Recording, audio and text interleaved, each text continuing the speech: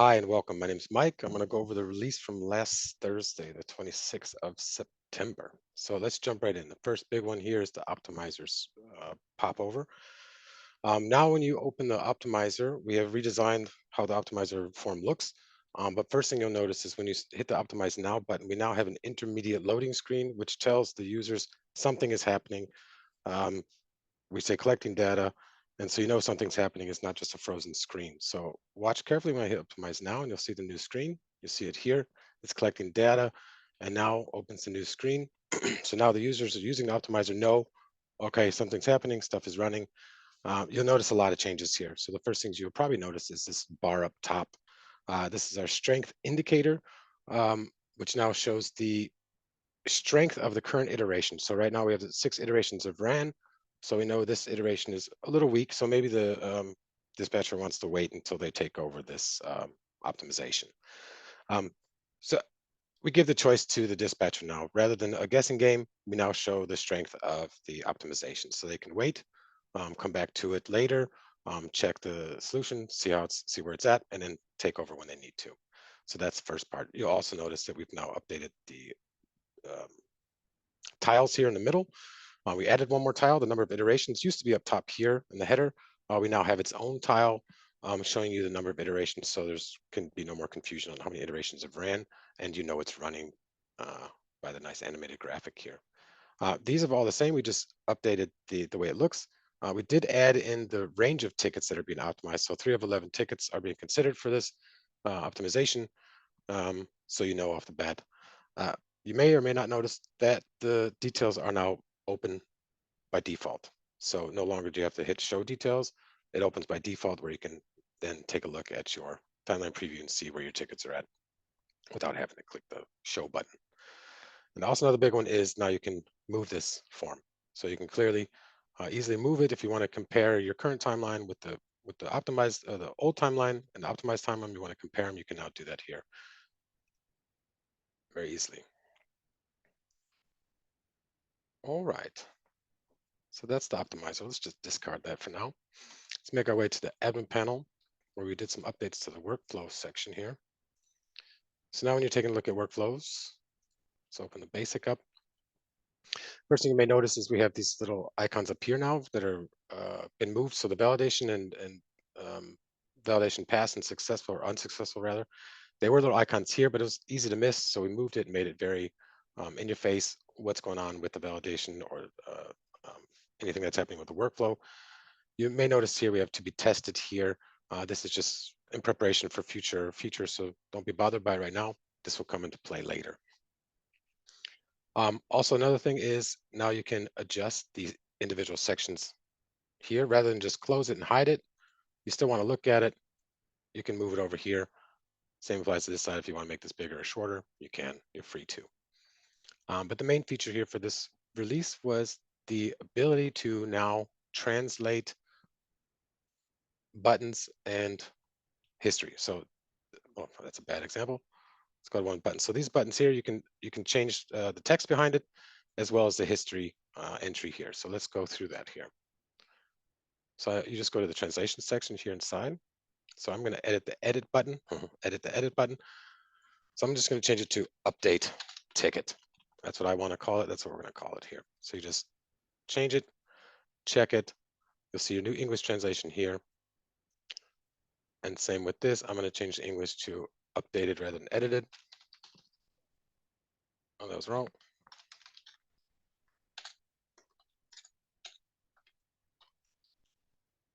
So now it's going to say updated. Ticket has been updated when I use that button now. So let's see that in action. So for tick effect, you just need to refresh it real quick.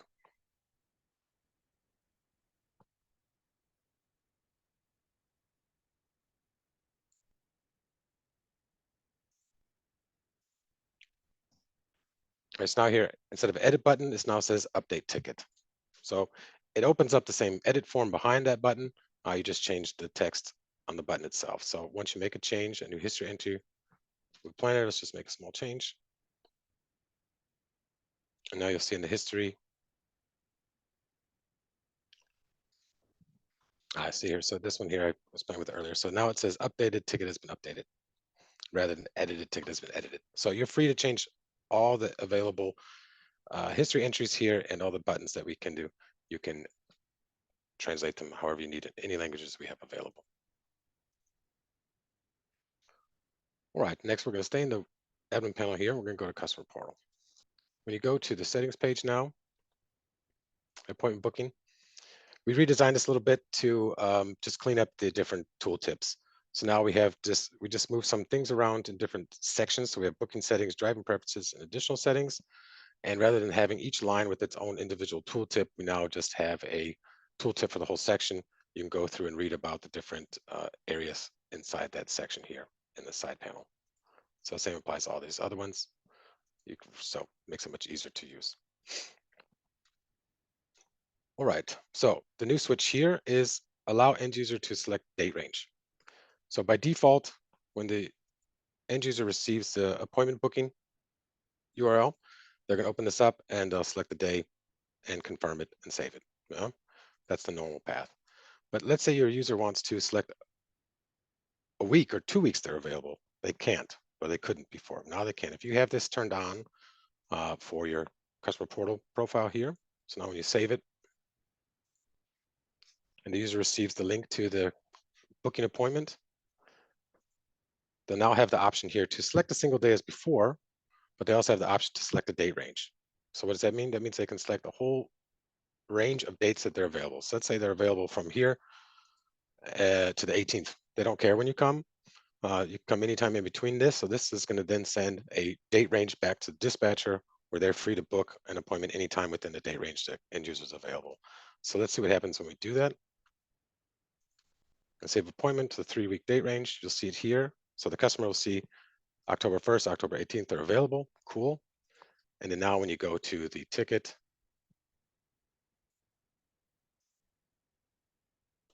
you'll also see the date range here in the fixed appointment on the intervention page, as well as the fixed appointment time here in the overview page. So that is very cool. Also, we updated the texts in the content page. So now we had a longer text here. We updated this text here, as well as the change appointment text. Before, when you had to change appointment, the message wasn't very clear on what to do. So we updated the text now. So when the end user does open up the change appointment form, they'll now see if they're not able to change an appointment. In this case, I can't change the appointment because it's on the 4th, and it's already in the past. This is just an example. It could be the case that the appointment is passed or something happened and they're not going to be able to change the appointment. Now this message up here is very clear. You cannot change this appointment. Please contact your service provider to reschedule the appointment. Before it just said book an appointment, which was very confusing. So no longer will your end users be confused when trying to change an appointment. All right, back to workplace. So when you're using the communication button here and you're trying to access the emails, we've added a new email alias here, partner email. So now the partner that's assigned to the ticket, you can now use their partner email alias to write them an email as well. Back to the admin panel. We have improved assigning roles to users. But first, let's take a look at permissions. When you're creating custom permissions, you have the option to create filters for that. And these filters apply to this role, and someone that has this role, they have filters applied to them. Now, the problem was when adding users or editing users or creating new users and you're trying to assign roles to them, you weren't able to tell the filters that were applied without going back or having a second screen open or taking a screenshot or whatever of the actual role. So now you see here, once you clicked on a custom role that has filters to it, you'll see at the top which filters are applying to that role. And if you have 2 roles that you're assigning to this user, those filters will be shown. So this filter is just for this role, this filter is for this role, but together, all these filters apply to this user that has these roles applied.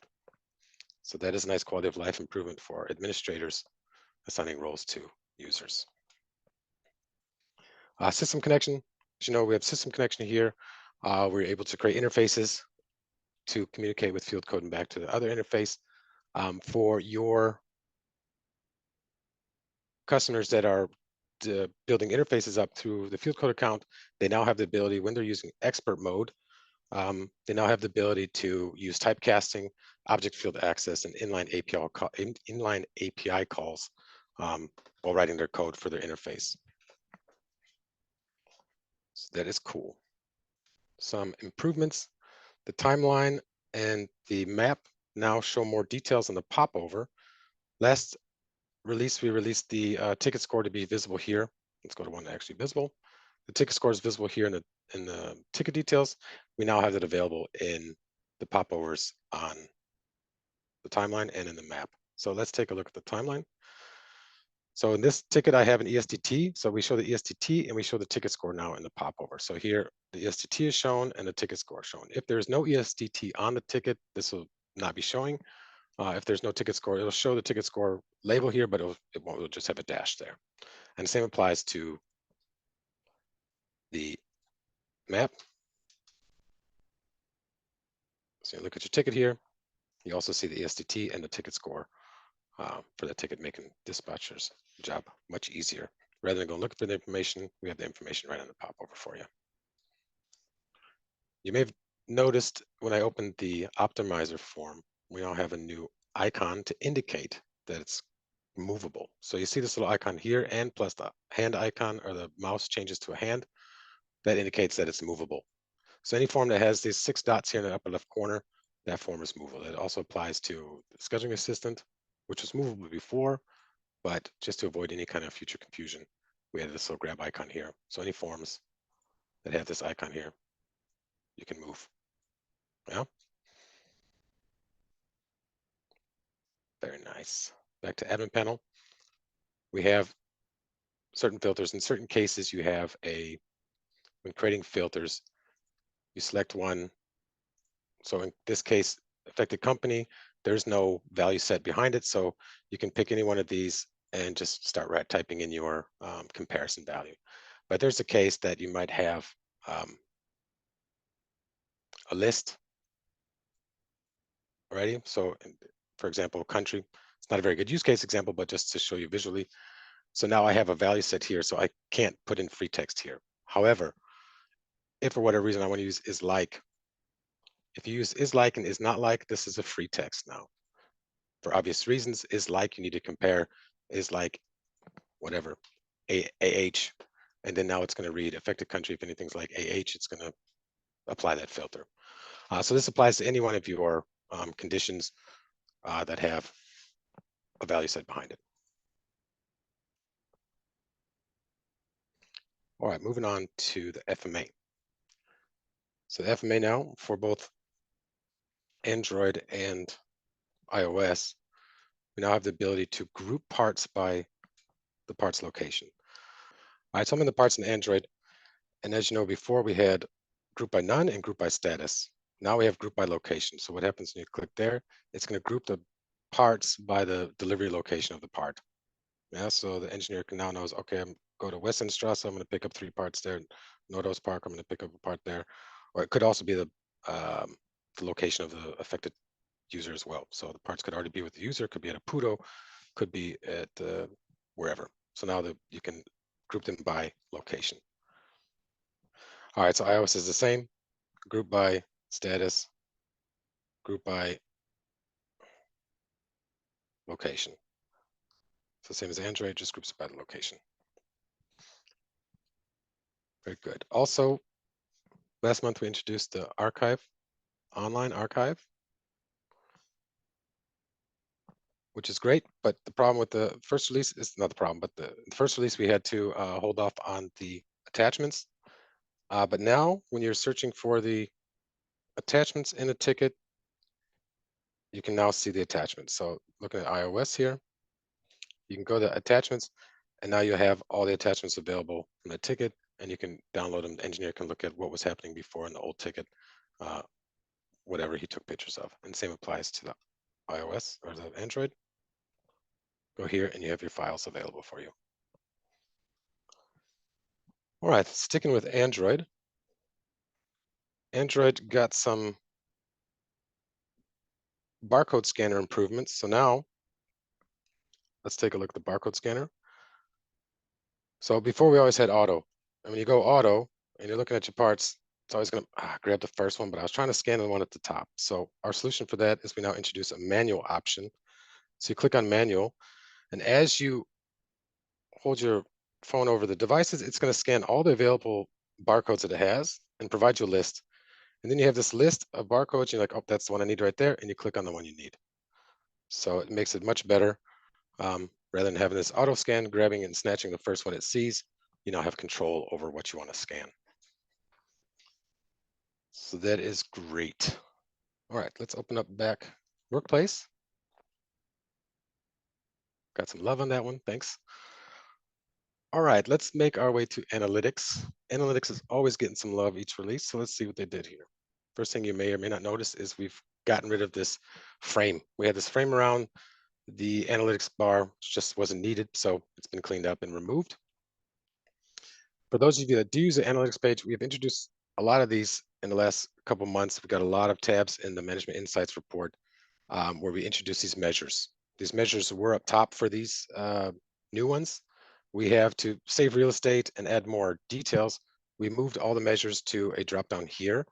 And as you notice here, we have a description of what this measure is actually, what's data is provided behind this measure. So it's actually very helpful now. So when you select a new one, it's going to tell you what it's grabbing, why it's grabbing. It's going to help you a lot more than what we had before. And also you may notice that we've introduced two more, tickets created and tickets reported. These are two new measures that you can use for all your analytical needs here. All right, back here, real quick in the permissions, just a small one, but it's just good for administrators. So as you saw before with custom roles, you have filters and filter buttons. You can control that, but for our old ones or for our default ones, we didn't have available. So you, as a user, as an administrator, you didn't know what filters were applied to that. In this case, it really only applies to engineer filter because we have this switch up here. If active, users only see tickets assigned to them. So in the future, you'll be able to see for our default roles, which filters or filter buttons are available for that default role. If anything changes in the future, you'll see that here. And because these were not available before, so these are now visible when you're looking at the default roles. Some smaller ones, cooperation partners. Now we added the audit details here, so now you can see who created and who edited last and the date that they were created, last date edited for cooperations. It's a small one, but it's one of my favorites this release. It's just those quality of life improvements that are really nice to see. So those of you who have worked in ticket details, we added the skills here. When you open up the skill form, it was a little off-putting. Now it's very organized. So when you open it up, we have everything organized under its category. So certificates and all its different skills under certificate category, all the different skills under the language category, and so on and so forth. So if you create a new category and you create a new skill for that category, it's going to be listed in a proper tree format like you expect. So that is a really, really nice one. And also another one of my I like these small fixes. They're always fun. Oh, another one that is good is the info alert and part column in the ticket pool. This was kind of chaotic. Sometimes these icons would be all over the place. It would just be crazy. It was just an eyesore. So what we did, we fixed that. So now let's just do an example here. I'm just going to throw some new flags in there. And you watch this over here, and you'll see it starts growing. It's what it did before as well. But as you start removing it, it's not going to stay in place like it was doing before. It's going to shift back over, keeping this column clean looking. Yeah. So no longer it's going to just stay in the spot it was at and look chaotic. So now it's going to look really nice, nice in the eyes. Yeah. So that's what I have for you for this release.